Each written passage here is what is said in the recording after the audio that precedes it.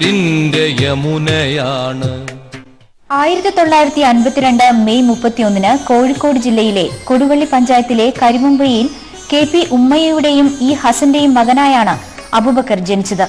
സ്വാതന്ത്ര്യാനന്തര മലബാറിന്റെ കലുഷിതമായ രാഷ്ട്രീയത്തിലൂടെ കടന്നുവന്ന Abubacker LTTC government high school Koduvally, Islahiya college Chennamangallur, Sullam Musalam Arabi college Azhikode, government language teachers training college എന്നിവിടങ്ങളിൽ വിദ്യാഭ്യാസം പൂർത്തിയാക്കി.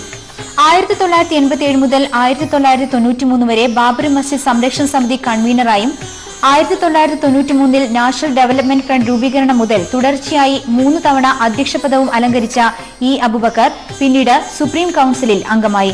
2005 പോപ്പുലർ ഫ്രണ്ട് ഓഫ് ഇന്ത്യ രൂപീകരിച്ചപ്പോൾ മുതൽ തുടർച്ചയായി 3 വർഷം ചെയർമാനായിരുന്ന Abubacker green valley foundation Manjeri, Thejas ദിനപത്രത്തിന്റെ ചെയർമാൻ ആൻഡ് മാനേജിംഗ് എഡിറ്റർ എന്നീ സ്ഥാനങ്ങൾ വഹിച്ചിരുന്നു. 1973 മുതൽ 3 പതിറ്റാണ്ടുകാലത്തെ വർണ്ണാഭമായ അധ്യയന ജീവിതത്തിൽ നിന്നും വിരമിച്ച ശ്രീ അബൂബക്കർ നിരവധി മനുഷ്യാവകാശ സംരക്ഷണ പ്രവർത്തനങ്ങളിൽ നിർണായക സ്ഥാനം വഹിച്ചിട്ടുണ്ട്.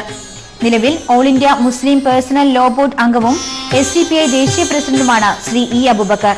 കൂടാതെ all India milli council secretary, Rehab India foundation trust member എന്നീ സ്ഥാനങ്ങളും വഹിക്കുന്നുണ്ട്.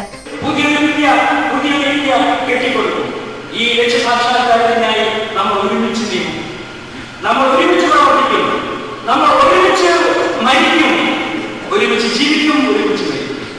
തീർച്ചയായും ഇന്ത്യ രാജ്യത്ത് നമ്മെ സംബന്ധിച്ചിടത്തോളം ശോഭനമായ ഒരു ഭാവിയാണ് കാണുന്നത്.